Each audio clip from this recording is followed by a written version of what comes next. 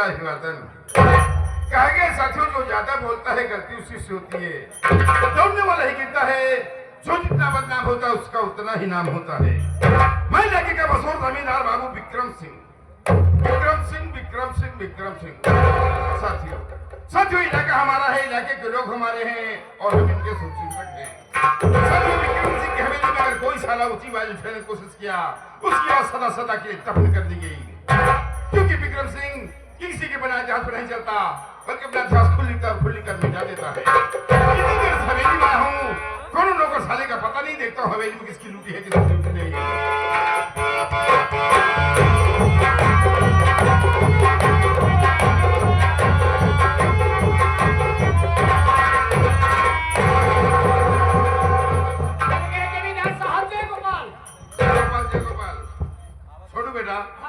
सबसे पहले बता लेट होने का कारण क्या है रे?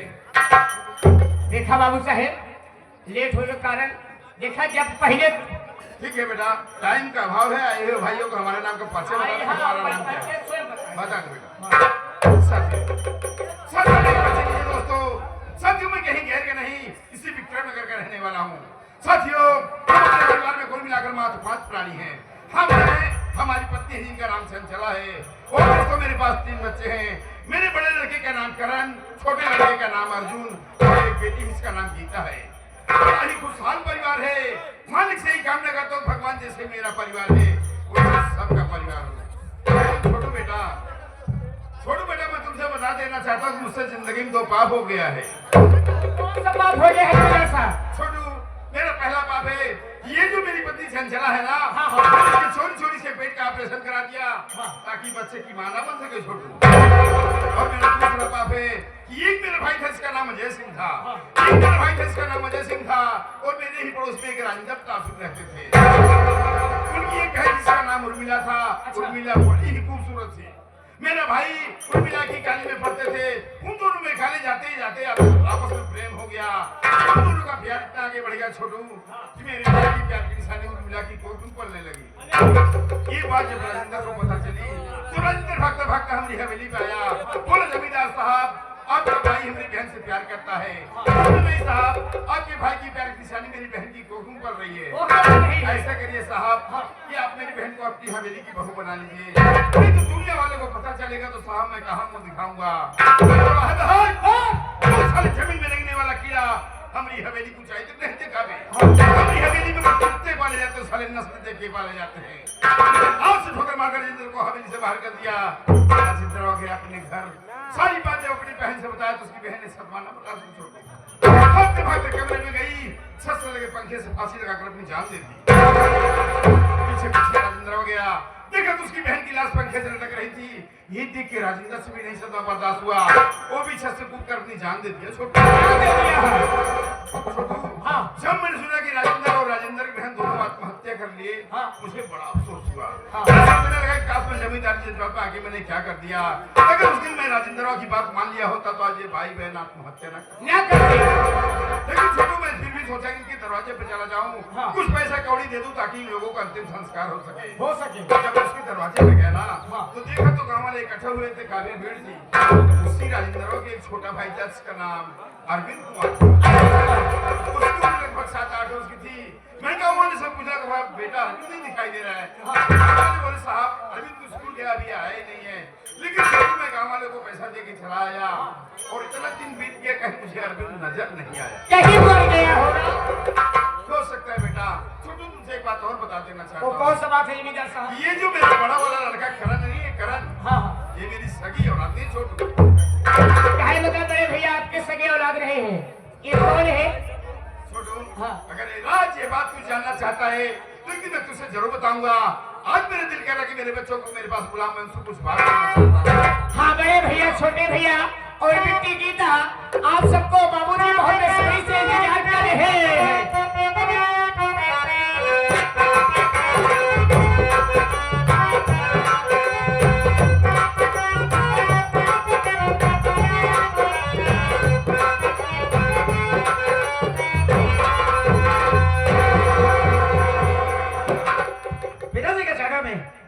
छोटे बेटे अर्जुन का प्रणाम स्वीकार।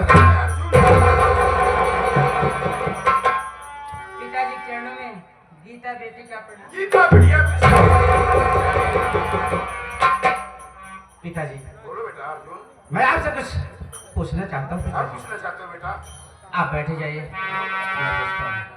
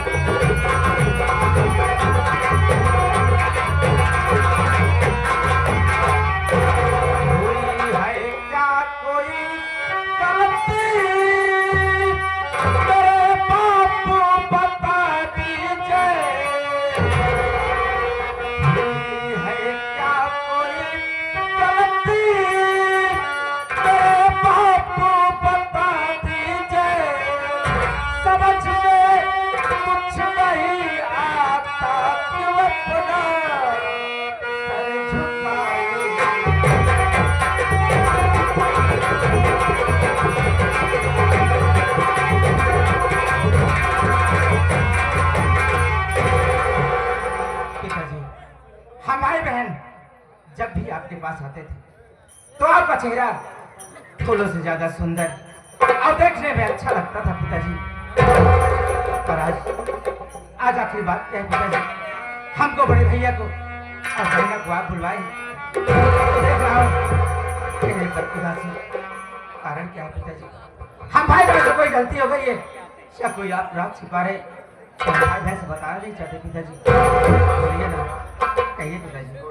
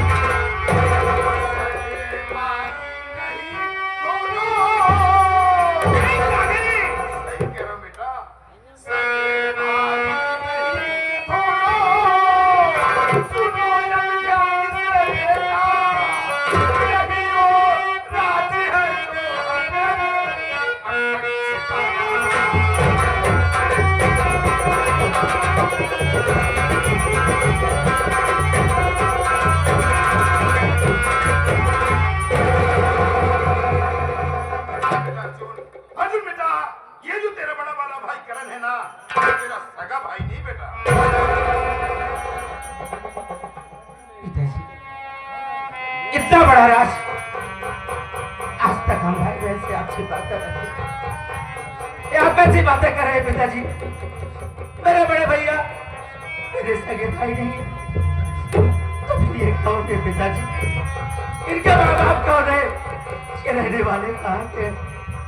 कुछ समझ में नहीं आ रहा है पिताजी, साफ साफ बताइए ना पिताजी, आखिर बात क्या है?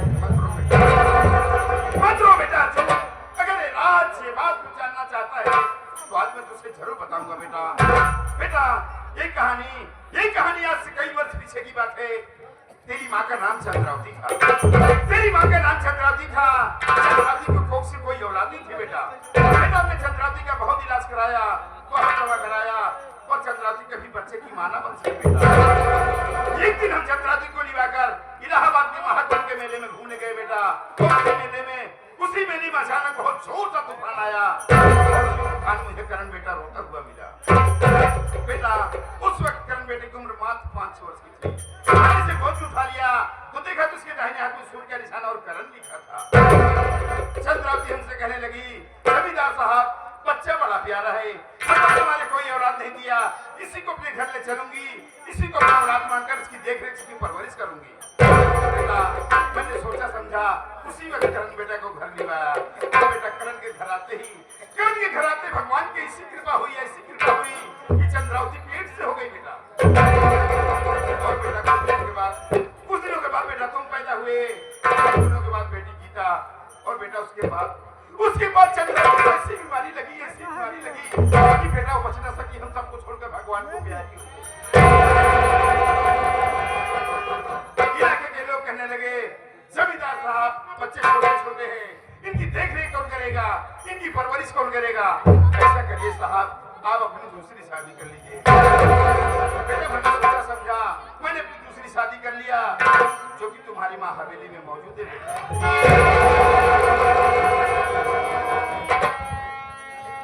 लेकिन पिताजी मैं आपसे कुछ कहना चाहता हूँ। क्या कहना चाहता हो बेटा करण?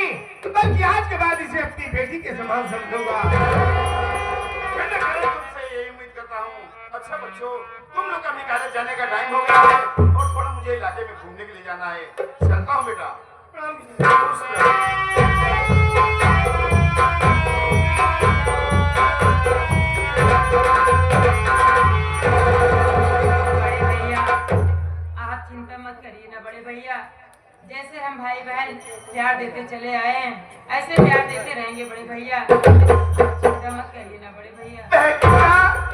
अफसोस तो सिर्फ इस बात का है कि भगवान ने मुझे इस संसार में इतना अभागा पैदा किया है कि मुझे आज तक ये नहीं मालूम कि मेरे माता पिता कौन है, इस संसार में जिंदा है या मर गए।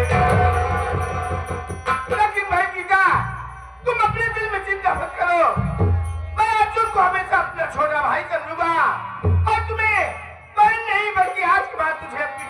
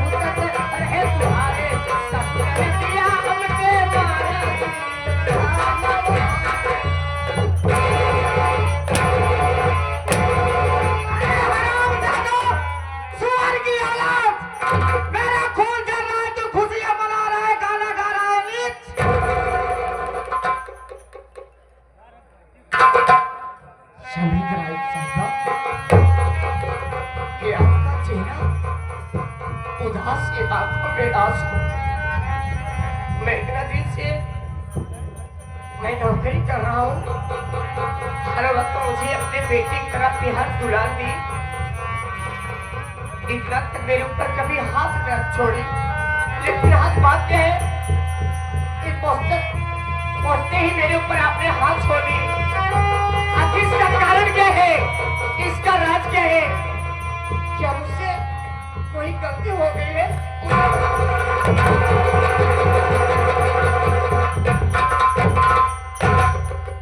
अरे छोटू, अरे यार तुमके मारे तो भाऊ के दर्द होता है। अरे छोटू तू सोच, अरे जिस घर को मैं मंदिर समझी, अरे जिस पति को मैं देवता समझी है, अरे दिन रात पूछती रही, वो हमारे साथ इतना बड़ा विश्वासघात। ये विश्वासघात, ये कैसा विश्वासघात? अरे छोटू, आज जमींदार जब अपने परिवार के साथ बात कर रहे थे, मैं छुप कर सारी बात सुन रही। छोटू,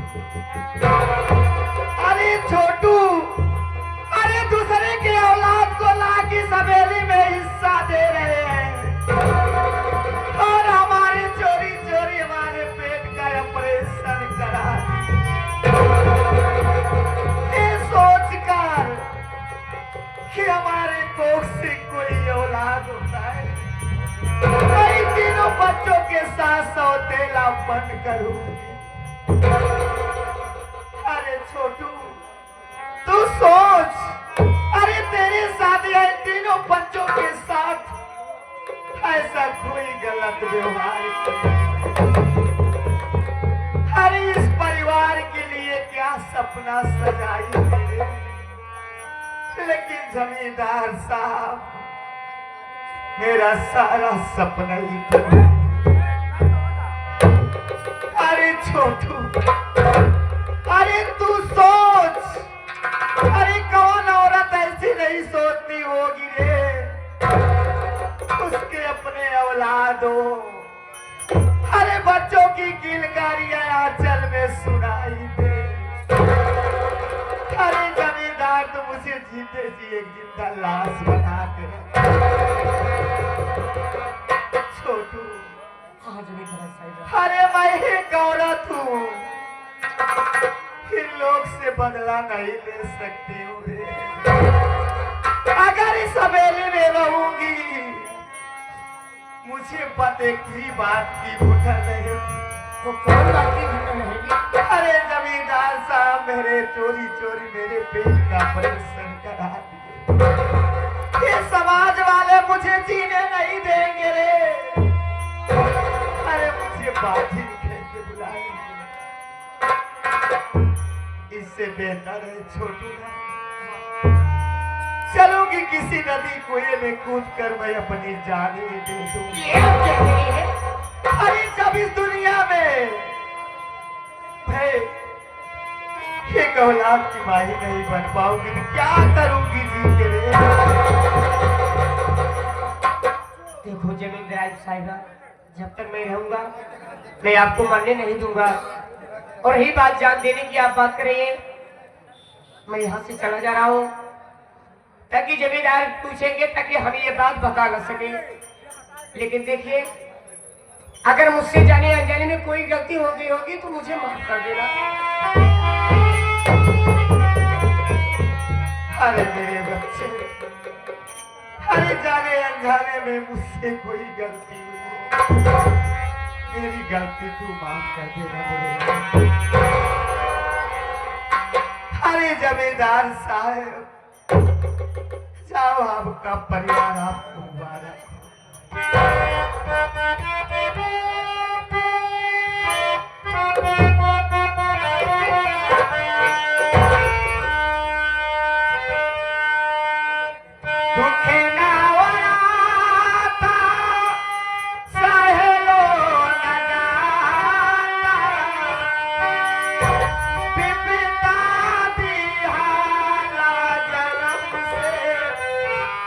बिहार